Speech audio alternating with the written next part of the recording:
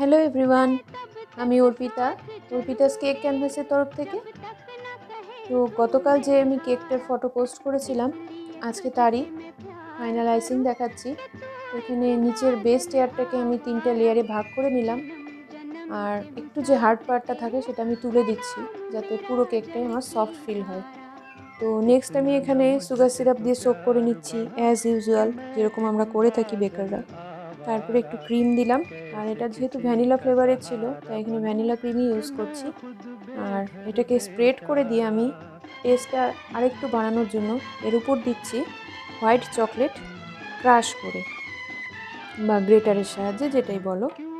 এতে কি হয়, টেস্টটা খুব ভালো হয়। ভ্যানিলা কেকের মধ্যে তো আর কিছু দেওয়া যায় না, হোয়াইট চকলেটটাই দেওয়া যায়। আমি আগে হোয়াইট চকলেটের খুব পাতলা একটা গানাশ দিয়ে দিতাম, তো এখন সেটা আর করি না। আমি দেখছি এভাবে দিলেই খুব ভালো লাগে। আর চকো চিপস দিলে অনেকে পছন্দ করে না, মুখের মধ্যে পড়ে, দানা দানা লাগে, হঠাৎ করে মুখের মধ্যে এসে যায়। তো আমি এখন থেকে এভাবেই করি, 4-5 বার এভাবে করে দেখছি, এটাই সবাই পছন্দ করছে। যাই হোক, মোটামুটি ক্রাম কোটিং করছি আমি এটাকে। আর এরই মধ্যে বলে রাখি, বড় বড় কেকগুলো অন্তত আমাকে 7টা দিন বা 5টা দিন আগে যেন বলা হয়, তাহলে বড় কেকগুলো আমি সেভাবেই করতে পারি সময় নিয়ে। কারণ এর কিভাবে করব তার প্ল্যান, কি কি জিনিস লাগবে, কতটা বক্স লাগবে, সব কিছু আমাকে, আমি যেহেতু অর্ডারের উপরেই কাজ করি, সেভাবে আমি কোনো কিছু স্টোর করে রাখি না।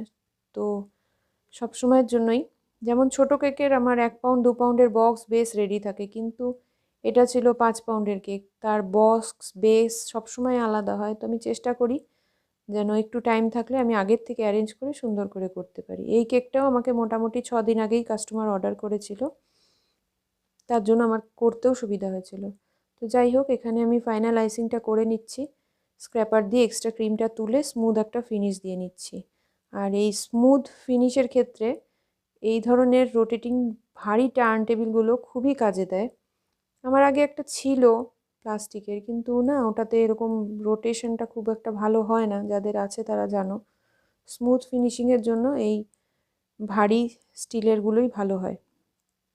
তো এখানে মোটামুটি কমপ্লিট হয়ে গেল। আর অনেকবার করতে করতে যেটা এখন আমার হাতে প্র্যাকটিস হয়ে এসেছে প্রায়, এই একটা স্পাইরাল ডিজাইনটা, এটা আমার সত্যিই খুব পছন্দ হয়। তো এটা এখন আমি চেষ্টা করি যদি ওপরটা খালি থাকে যে কোনো কেকেই এটা করার, এটা করতে আমার। আর এরই মাঝে আমি একটু, যেহেতু নিচের দিকটা হালকা একটা পিঙ্ক শেড ছিল ফটো অনুযায়ী, তো সেই পিঙ্ক দিয়ে আমি আরেকটু ক্রিমটা লাগিয়ে নিলাম।